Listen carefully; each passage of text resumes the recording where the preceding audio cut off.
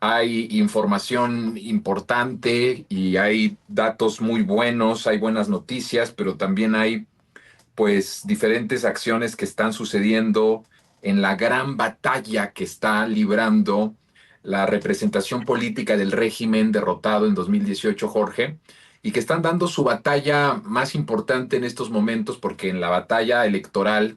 pues los derrotamos de manera rotunda y contundente, pero ahora están buscando de nuevo pues dar la batalla a través de la ilegalidad, ¿no? A través de los golpes de estado técnicos.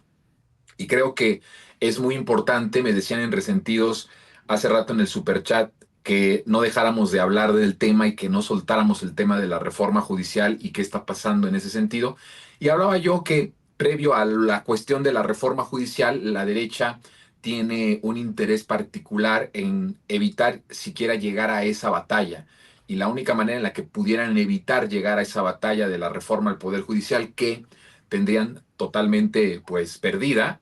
sería el truncar la posibilidad del plan C, ¿no? De dar un golpe de estado técnico en contra del pueblo de México y revertir lo que el pueblo expresó en las urnas el pasado 2 de junio. Y entonces estamos viendo diferentes presiones de poderes fácticos, evidentemente el crimen organizado, Estados Unidos, y lo que hoy vimos fue una pasarela de diferentes representantes de la derecha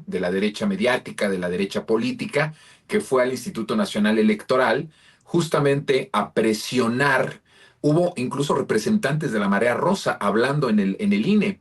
y presionando, reuniéndose con algunos de los consejeros, no con todos, pero sí con algunos consejeros que les dieron audiencia, y ahí después hicieron una especie de conferencia de prensa con los medios de comunicación y expresaron algunas cosas que me parece que son importantes, Jorge, el poder escucharlas, el poder verlas y el poder analizarlas, porque estamos viendo en el contexto de lo que está pasando en Venezuela una derecha bastante violenta, una derecha que no sabe perder, una derecha autoritaria, y que están utilizando lo que está sucediendo en Venezuela para tener cierta repercusión en la narrativa en México, y el decir que si se establece lo que la Constitución dice, que es el plan C, el que se tengan estos diputados y senadores, ese número que el pueblo decidió, sería como permitir que México se convirtiera en Venezuela. Entonces estamos viendo una violencia de una derecha autoritaria en Venezuela, pero también la estamos viendo en México, por supuesto, con todas las magnitudes guardadas, ¿no? Allá hay una derecha que ha logrado manipular a por lo menos una buena parte del pueblo, una mitad, si nos vamos a lo que se publica, los resultados del pasado domingo por el propio Consejo Electoral de Venezuela, se puede decir que el país está partido en dos. Y esa parte que está partida en mucho tiene que ver con la manipulación y tiene que ver con las narrativas, no solo en Venezuela, sino las narrativas hegemónicas a nivel internacional. Y en México tenemos esa misma representación de una derecha violenta, de una derecha antidemocrática, de una derecha tramposa, capaz de hacer todo por retener sus privilegios y retener el poder y a los intereses creados que representan, pero con un poder bastante limitado, diría yo limitadísimo, casi lo podríamos decir, pues de solamente como de caricatura, por decirlo así. Esto no quiere decir que no, como tú mismo lo has apuntado durante muchas veces, que si hay un debilitamiento en la parte política, quiere decir que todos los que conforman esa oposición, esa derecha, están debilitados. Pues no, porque siguen teniendo al crimen organizado, siguen teniendo a los oligarcas, siguen teniendo los intereses extranjeros y eso significa mucho poder, evidentemente también los medios de comunicación. Pero a lo que voy es que en México hay una intención de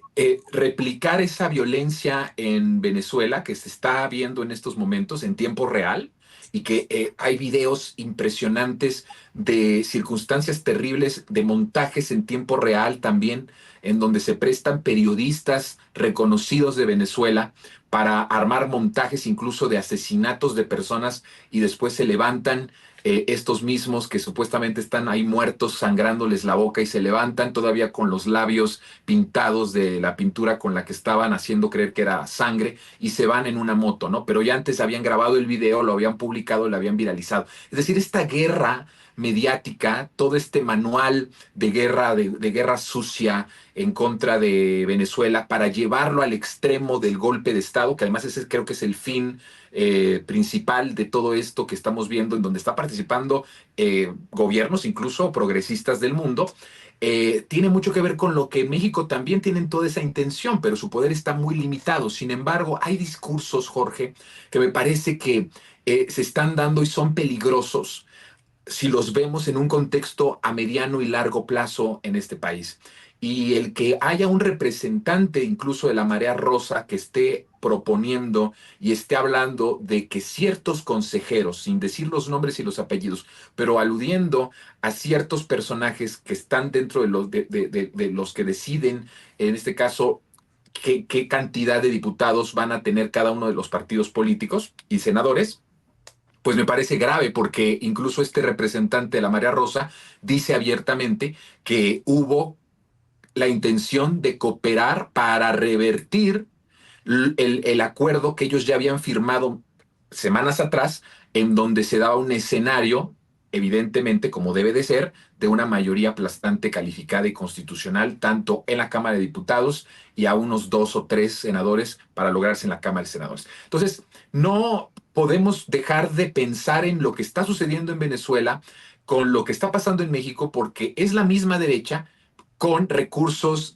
totalmente distintos en uno y otro país. En Venezuela, con un consenso incluso manipulado o por circunstancias reales de casi el 50%. En México, muy limitadísimos, pero con el mismo talante autoritario, el mismo talante violento. Llamar a un golpe de Estado que se dé desde una institución y caer en una ilegalidad por completo que pusiera al país en una circunstancia política y social vulnerable y completamente contraria al verdadero sentimiento y al verdadero humor popular que tiene un consenso mayoritario por la transformación,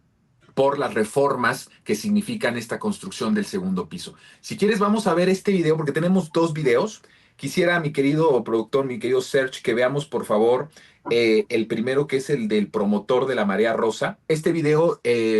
lo publicó el periodista Máximo Allende, lo publicó hace como 2 horas en sus redes sociales, solo para dar los créditos pertinentes a las personas en las redes sociales, a los colegas periodistas libres e independientes que